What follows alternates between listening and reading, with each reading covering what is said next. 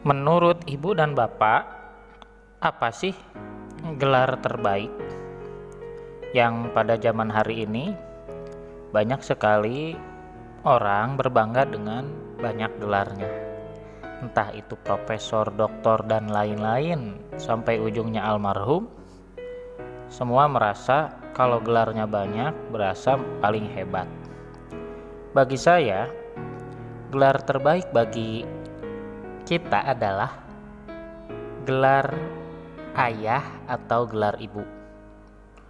Jadi kita harus berbangga karena menjadi ayah dan ibu. Kenapa?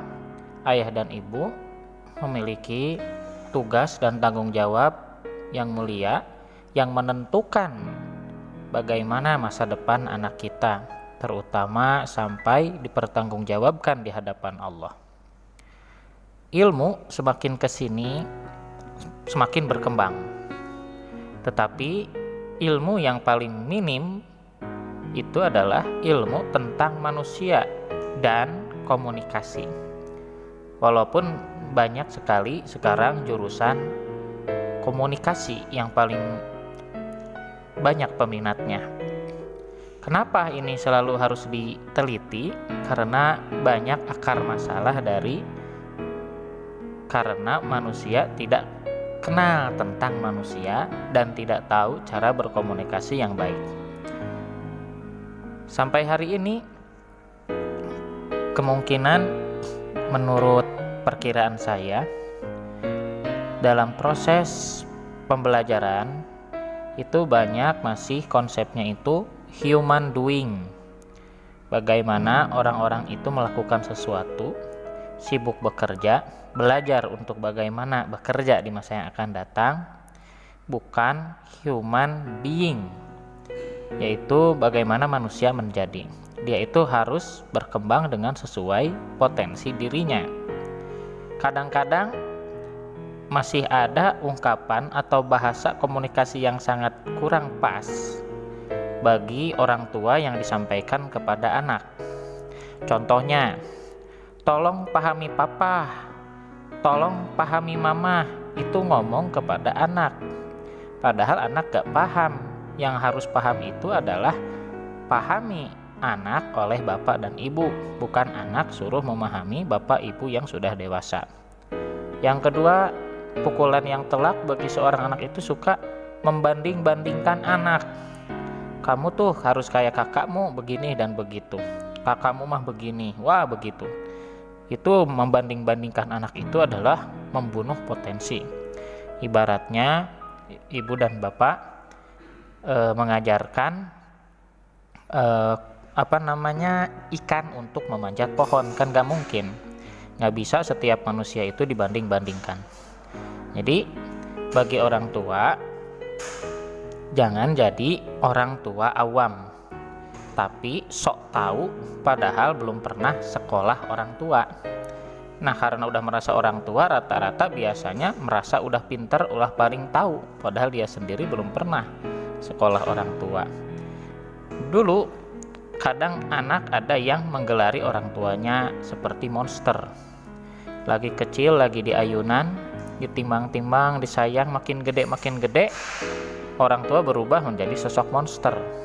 Jadi banyak cerewetnya, gampang mencubit karena tidak paham. Padahal anak itu adalah ibarat seperti kita punya mobil yang canggih. Taruhlah misalkan yang kita kenal adalah mobil Ferrari atau Lamborghini. Itu kan sangat canggih, tapi tergantung penggunanya. Kalau penggunanya nggak bisa menggunakan mobil secanggih apapun, malah kebakar karena dia tidak tahu cara menggunakan mobil canggih yang cc-nya sangat besar seperti Ferrari. Banyak manusia yang tidak paham tentang dirinya manusia. Tidak ada yang sama persis walaupun kembar. Ini adalah rumus awal ya bagi orang tua bahwa setiap manusia walaupun kembar itu tidak ada yang sama. Semua Allah buat potensinya berbeda-beda. Nah, alangkah baiknya ibu dan bapak kita mengenal cara mendidik itu dengan sesuai kepribadian. Walaupun ini tidak harus selalu mewakili setiap manusia, ya setidaknya lumayanlah untuk bekal bagi kita mendidik sesuai kepribadiannya.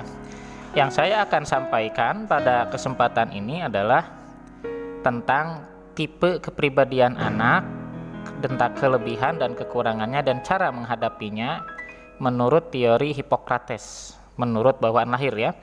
Insya Allah mudah-mudahan ini bermanfaat. Nah, yang pertama, anak itu ada yang disebut dengan tipe kepribadian koleris.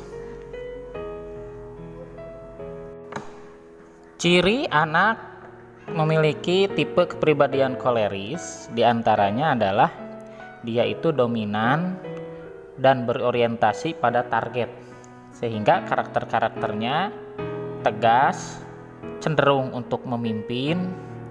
Ciri-cirinya dia to the point, tidak suka basa-basi, ingin segala sesuatu cepat, dilakukan sekarang juga, tidak bertele-tele, tapi ekstrimnya terlalu dominan dan terlalu mengatur, mengontrol, sehingga orang lain tidak tahan.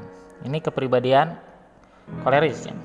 Dia cenderung mencari kesetiaan dan penghargaan dari orang lain atas kemampuan dirinya. Inilah secara umum kalau ada anak memiliki tipe koleris. Dia itu bagusnya di potensi memimpinnya yang menonjol. Maka dia punya kelebihan dan kekurangan. Kelebihannya itu senang memimpin, cenderung mampu untuk membuat keputusan, aktif, dinamis, memiliki kemauan yang keras. Jadi kalau untuk mencapai cita-cita ini bagus banget. Orang koleris ini adalah kalau mengamalkan manjada wajada ya. Kalau sungguh-sungguh pasti berhasil, dan memang selalu berhasil mencapai target. Dia itu selalu memerlukan perubahan, selalu memperbaiki kesalahan, bebas dan mandiri, berani menghadapi masalah dan tantangan, selalu ingin lebih baik dari kemarin, suka mencari solusi yang praktis dan bergerak cepat. Walaupun dia itu tidak terlalu butuh teman, tapi punya sifat yang baik, diantaranya bertanggung jawab, fokus pada produktivitas, tapi ada kadang-kadang selalu merasa benar, punya visi yang jelas yaitu dalam menghadapi cita-cita, unggul dalam kondisi darurat. Nah, walaupun punya kelebihan, tentunya ada kekurangan dalam setiap kepribadian. Nah, kelemahan dalam pribadi yang punya tipe seperti koleris ini, sikapnya itu dingin, kasar kadang, taktis, jadinya tidak sabaran dan cepat marah. Ini tipe bos banget. Senangnya itu memerintah, agak susah dipimpin. Makanya kalau orang koleris, jangan harap dia akan aktif kalau ditempatkan jadi bawahan yang dia tidak suka. Tidak dapat bersantai dan terlalu bergairah, terlalu kaku dan keras, menyenangi kontroversi. Dia tidak suka simpati dan air mata. Nah, air mata itu paling sulit bagi orang koleris. Ini kemudian dia itu terlalu senang bekerja, membuat keputusan jadi kadang tergesa-gesa. Tidak suka yang sepele-sepele dan bertele-tele. Sulitnya dia sulit untuk mengaku salah. Ini anak yang koleris ini sulit mengaku salah dan minta maaf, itu paling anti. Kemudian cenderung memperalat orang lain, kadang-kadang menghalalkan segala hal untuk mencapai tujuan. Nah, ketika kita tahu bagaimana kelebihannya dan kekurangannya, tentunya bagaimana cara menghadapi orang-orang koleris ini apabila kita ketemu orang atau anak kita yang koleris. Nah, ibu dan ayah yang pertama harus menghindari perbincangan yang bertele-tele. Jangan banyak basa-basi, pastikan sampaikan langsung pada inti permasalahan. Yang kedua, sampaikan sesuatu saat hatinya bagus, lagi mood. Jangan ketika hatinya jengkel atau dongkol. Itu akan membuat ibaratnya seperti membendung air sungai yang lagi mengalir deras. Itu pasti akan menghantam. Apapun nasihat kita, kalau tidak pada waktu yang tepat, dia akan menolak. Yang ketiga, jangan curhat atau cerita terlalu panjang sama orang koleris ini. Yang keempat, tinggalkan apabila ia sedang tersulut emosi. Anak lagi membuncak-buncak, lagi marah, lebih baik diamkan saja. Jangan banyak diargumen oleh orang tua.